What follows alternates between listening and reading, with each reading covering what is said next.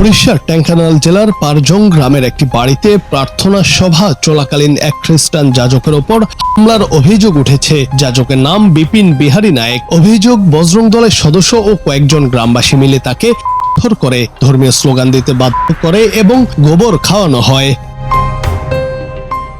ঘটনাটি ঘটেছে গত 4 জানুয়ারি। সেদিন যাজক নায়েক তার স্ত্রী ও কয়েকজন গ্রামবাসীর সঙ্গে একটি বাড়িতে প্রার্থনা সভায় অংশ নিয়েছিলেন। সেই সময় প্রায় 40 জনের একটি দল বাড়ির বাইরে জড়ো হয়। যাজককে বাইরে আসতে বলা হলে তিনি প্রার্থনা শেষ হওয়ার পর বেরোবেন জানান। অভিযোগ, এর পরই জোর করে বাড়িতে ঢুকে পড়ে হামলাকারীরা। যাজকের স্ত্রী বন্দনা নায়েক জানান, বাড়ির ভেতরে থাকা সবাইকে করা হয়। তাদের সঙ্গে উপস্থিত 60টি পরিবারও আতঙ্কের মধ্যে পড়ে। কোন রকমে সন্তানদের নিয়ে তিনি এলাকা ছেড়ে নিকটবর্তী থানায় পৌঁছান। অন্যদিকে যাজক নায়েককে টেনে বাইরে বের করে মারধর করা হয় বলে অভিযোগ। তার মুখে সিঁদুর মাখিয়ে দেয়া হয় এবং গলায় জুতোর মালা পরানো হয়। এরপর তাকে গ্রাম ঘুরিয়ে প্রকাশ্যে অপমান করা হয়। অভিযোগ, এই ঘটনা চলে প্রায় 2 ঘন্টা ধরে।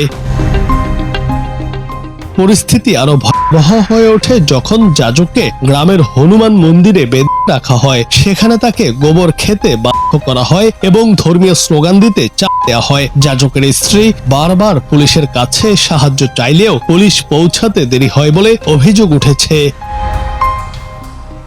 এদিকে হামলাকারীদের দাবি ছিল ওই প্রার্থনা সভার আড়ালে জোর করে ধর্মান্তর করা হচ্ছিল, যা যাজক ও তার পরিবার সত্য নয় বলে জানান। শেষ পর্যন্ত পুলিশের হস্তক্ষেপে যাজককে উদ্ধার করা হলেও উভয় পক্ষের বিরুদ্ধে পাল্টা অভিযোগ দায়ের করা হয়। উড়িষ্যায় সাম্প্রতিক সময়ে খ্রিস্টান সম্প্রদায়ের ওপর একের পর এক হামলার ঘটনা সামনে আসায় গভীর উদ্বেগ প্রকাশ করেছেন সমাজের বিভিন্ন অংশ।